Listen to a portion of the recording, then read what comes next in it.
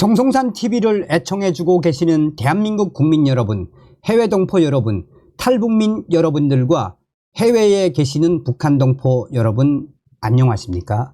이번 시간에는 윤석열 대통령의 엄청난 성과 터졌다. 대통령은 과연 어디까지? 윤석열 정부 MSP 난리 났다. 이번 소식의 핵심 과연 무엇이겠습니까? 저는 윤석열 정부가 가장 잘한 것이 있다면 물론 한미일 동맹 강화도 있지만 저는 나토 정상들과의 동맹과 교류 확대. 자, 윤석열 대통령이 대통령 취임을 한 이후에 제일 먼저 달려간 것이 나토 정상회의 아닙니까? 나토 정상회의에서 방위산업 세일즈도 했지만 많은 친목을 다졌지요. 작년도에도 이 나토 정상회의에 참석을 해서 나토 정상들과의 군사동맹의 그 출로를 열지 않았습니까? 이번에 워싱턴 DC에서 열린 나토 정상회담에서 가장 돋보이는 사람은 윤석열 대통령이었다. 또한 나토 회원국 32개국이 앞으로 대한민국의 방위산업과 교류와 또 이 판매 확대하기로 하지 않았습니까? 우리는 정말 윤석열 대통령을 잘 뽑았습니다. 정성산TV 좋아요, 구독, 알림은 큰 힘이 되겠습니다. 후원해 주시는 모든 분들께 가열차게 멸공. 자, DC 인사이드 국민의힘 비대위 갤러리에 아무도 모르는 윤석열 대통령의 또 다른 업적이 터졌다라는 제목으로 저도 이번에야 처음 알았습니다. 자, 어떤 내용일까요? 언론에서 발표를 하지 않으니 저희끼리라도 알아야죠. 많은 사람이 볼 수 있게 추천 부탁드립니다. 미국이 2022년에 설립한 MSP라는 조직이 있습니다. MSP, Minerals Security Partnership, MSP는 핵심 광물 안보 파트너십이라는 뜻인데요. 가입한 나라는 미국, 호주, 캐나다, 영국, 독일, 가입한 나라는 미국, 호주, 캐나다, 프랑스, 독일, 영국, 이탈리아, 일본, 그리고 한국입니다.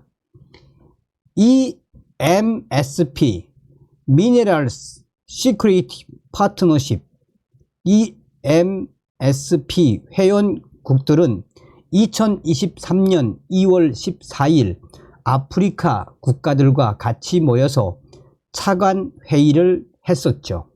참여한 아프리카 국가들을 보면 앙골라, 보츠와나, 콩고, 남아공, 탄자니아, 우간다, 잠비아 등으로 이 나라들의 특징이 뭐냐면 코발트, 니켈, 우라늄 등 핵심 광물이 엄청나게 많이 매장되어 있는 나라들입니다. 저 광물들이 없으면 반도체, 배터리도 못 만들고 원전도 못 돌립니다. 윤석열 각하는 2022년 5월 10일 취임하자마자 바로 MSP에 가입을 했습니다. 그리고 G7 국가들은 물론 동남아 국가, 중앙아시아 국가, 아프리카 국가들과 많이 교류하고 정상회담을 가졌습니다. 후진국이지만 핵심 광물이 아주 많이 매장되어 있는 나라들이죠. 지금 우리가 사는 시대는 신냉전 시대이고 에너지 패권 경쟁 시대이자 자원 전쟁의 시대입니다.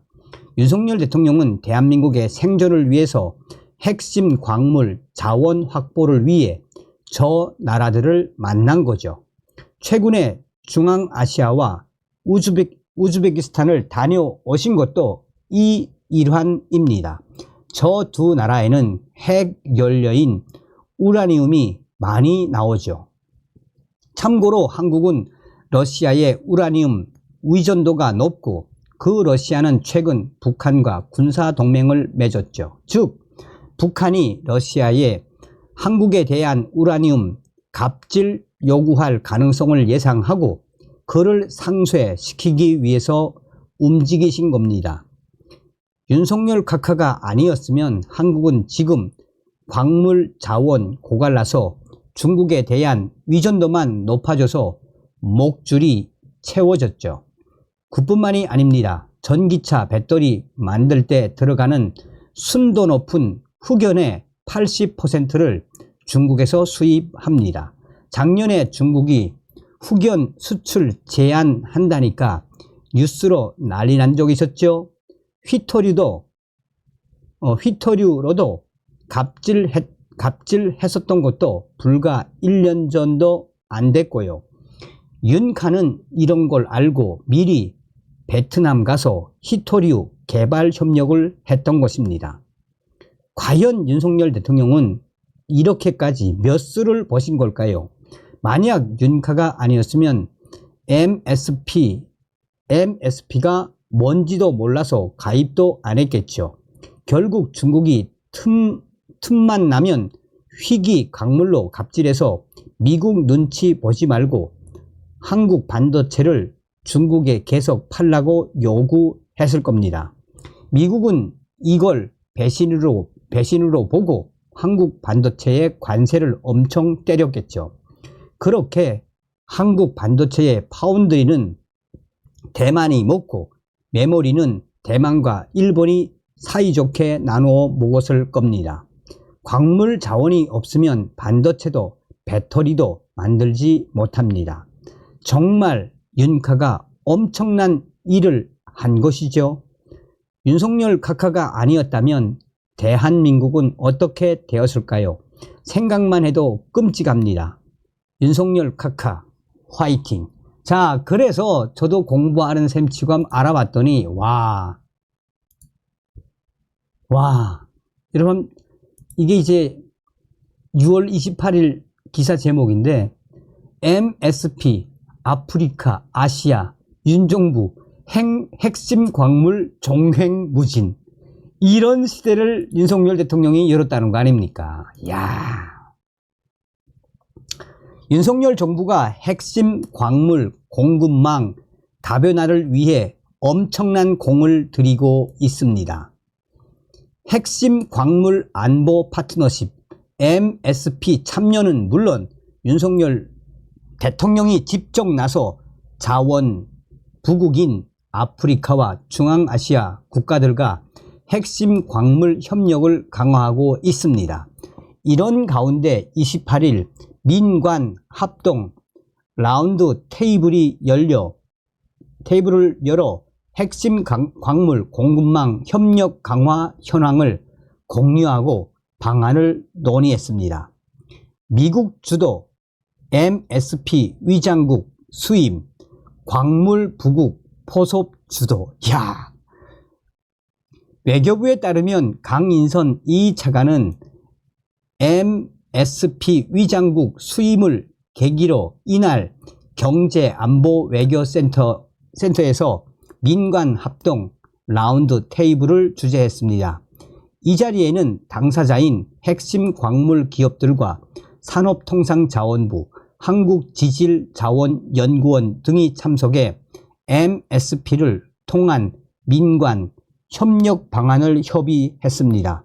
강 차관은 윤석열 정부와 민간이 함께 핵심 광물 공급망의 다변화를 위해 노력해야 한다며 민관이 협력해 시장 동향과 교란 요인을 식별하고 유사 입장국 및 광물 부국과의 협력을 강화해 나갈 것이라며 MSP 위장국을 맡으면서 회원국 정부와 기업 간 협력 방안을 모색하고 우리 기업들이 MSP를 통해 핵심 광물 사업 분야에서 충분한 기회를 갖고 역량을 하도록 노력할 것이라고 밝혔습니다.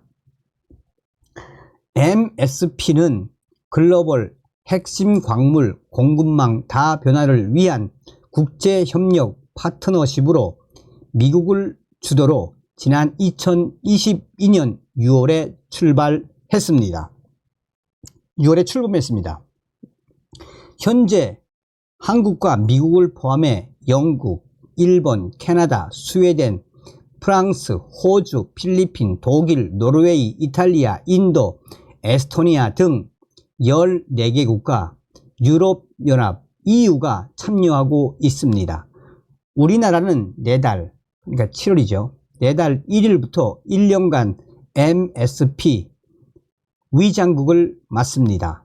연 2회 수석 대표회의를 주재해 회원국과 광물 부국 간 협력을 촉진하는 역할입니다. 즉 미국을 비롯한 가치 공유국들과 함께 광물 부국들을 포섭하는 것을 주도로 하는 것입니다. 이 과정에서 우리 기업의 사업 기회도 확대시킨다는 게 정부의 방침입니다. 정부는 MSP를 통한 다자 협력 외에 직접적인 자원 부국과의 접촉을 통한 핵심 광물 공급망 강화에도 나섭니다. 윤석열 대통령 직접 아프리카, 중앙아시아 정상들을 만나 MSP 매개로 협력 제도화, 윤석열 대통령이 직접 해당 국가들의 정상 만남이 시작됐습니다. 윤석열 대통령은 지난 4일에서 5일 한국 아프리카 정상회의를 주재한 것은 물론 48개 참가국 정상들과 일일이 개별적으로 정상회담을 벌여 핵심 광물 공급망 협력 성과를 도출했습니다. 대표적인 성과로 공동선언을 통해 한국과 아프리카 연합의 핵심 광물의 안정적 공급을 위한 대화체를 신설키로 한 것입니다. 우리 기업들이 현지에 설비 투자와 인력 채용을 해 광물 정년, 재련을 한다는 큰 틀에서 구체적인 협의가 진행될 예정입니다. 거의 모든 종류의 광물을 보유하고 있는 것으로 알려진 중앙아시아의 경우 윤석열 대통령이 직접 순방에 나섰습니다. 지난 11일부터 15일 광물 부국인 카자흐스탄과 우즈베키스탄을 국빈 방문해 핵심 광물 공급망 협력 파트너십 MOU를 맺었습니다. 우리 기업들이 우선적으로 핵심 광물 개발, 생산, 참여 기회를 확보토록 하는 내용입니다. 이에 따라 이날 라운드 테이블에서는 MSP 위장국 활동에 한국, 아프리카 핵심 광물 대화 등을 연계할 방안을 논의하고 나아가 중장기적인 아프리카, 중앙아시아 핵심 광물 부국들과의 협력 구상도 모색한 것으로 알려졌습니다. MSP를 통한 아프리카와의 핵심 광물 협력 강화는 윤석열 대통령도 정상회의 때 당부한 바 있습니다. 우리나라와의 개별 협력을 넘어 MSP를 매개로 협력을 제도화하려는 것입니다. 야, 기가 막히지 않습니까, 여러분? 기가 막히지 않습니까? 다음 시간에 뵙겠습니다. 멸고.